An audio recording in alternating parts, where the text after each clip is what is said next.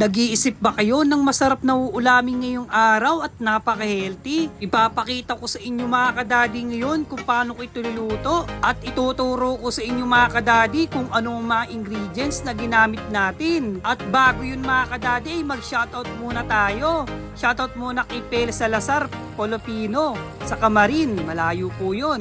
Kay Jeyong Hehuy, taga Cabalyog City, Western Samar, napakalayo po no. Nakakatuwa mga kadadi at umaabot na pala ng ganong kalayo ang ating mga video. Sa mga gusto magpa-shoutout sa atin mga kadadi, comment below lang kayo dyan kung tagasang kayo. At tara mga kadadi, lutuin na natin ang chicken gising-gising. Pero bago yun ay mag-intro muna po tayo.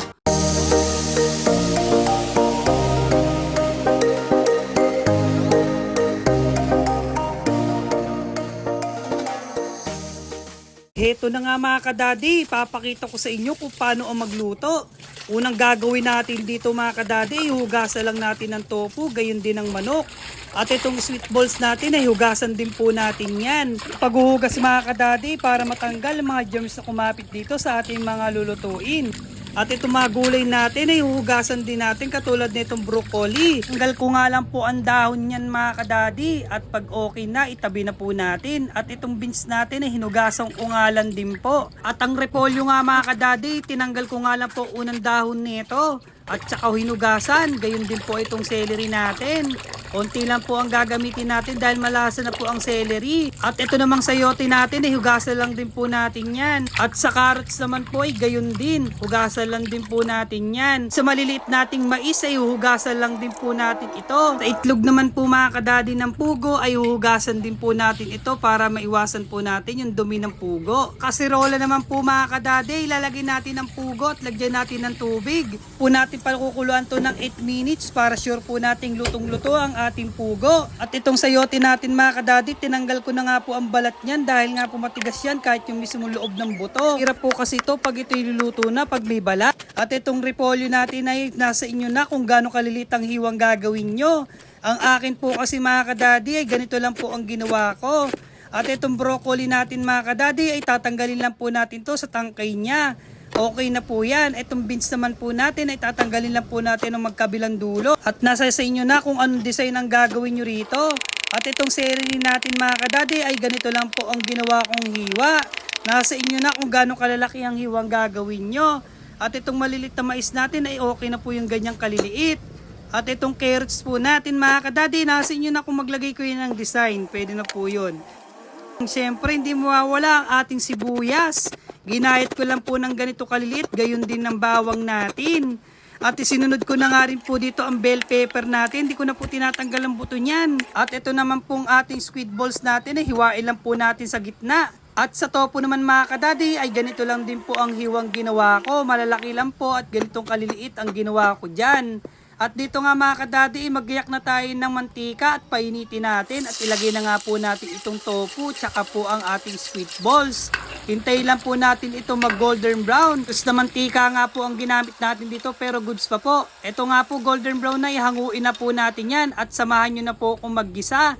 Maglagay lang po tayo ng konting mantika at ilagay na nga po natin itong bawang. At sinunod ko na nga rin po itong sibuyas natin.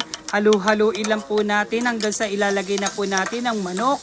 Halu-haluin lang din po natin ang ating manok mga kadadi. Hanggang sa maging ganito at maglagay na nga po tayo ng tubig ng 1 cup. At maglagay nga po tayo ng sili dito at Knorr chicken at taktakan po natin ng black pepper. At pagka okay na mga kadadi, lusawin na po natin itong Knorr at saka natin halu-haluin. Hintayin lang po natin kumulo ng ganito at maglagay na tayo ng toyo. Paglagay ng toyo, haluin lang po ng bagya. At ilagay na nga po natin itong sayote. At inex na nga po natin itong carrots. At haluin lang po natin ng bagya. At tapos mga kadadi, lagay na natin itong broccoli. Haluin lang uli ng bagya mga kadadi. At ito ay hayaan natin kumulo at para lumambot. At ilagay na nga rin po natin itong beans. Tsaka po natin haluin. Pagka ganyan na mga kadadi, ilagay na natin itong malilit na mais at takpan po natin. Pagka okay na mga kadadi at malambot na po ang ating gulay, ilagay na po natin itong celery.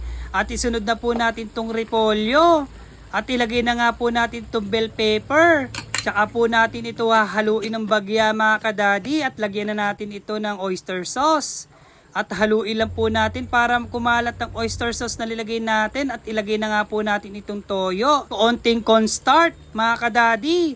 At ilagay na po natin itong itlog. Isabay na nga po natin yung squid balls tsaka yung pinirito natin kaninang tofu. Haluin lang po ng bagya at hayaan kumulo. Pagka ganito na, goods na, kain na naman po mga kadadi.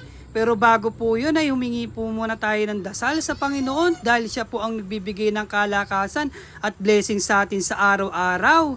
Comment below yes naman po kung nagustuhan nyo ang video ito. At pakipollow naman po ang ating account para po sa mga susunod na upload natin ay ma-update kayo. At pakicomment naman po kung tagasang kayo para nalalaman namin kung saan umaabot ang video ito.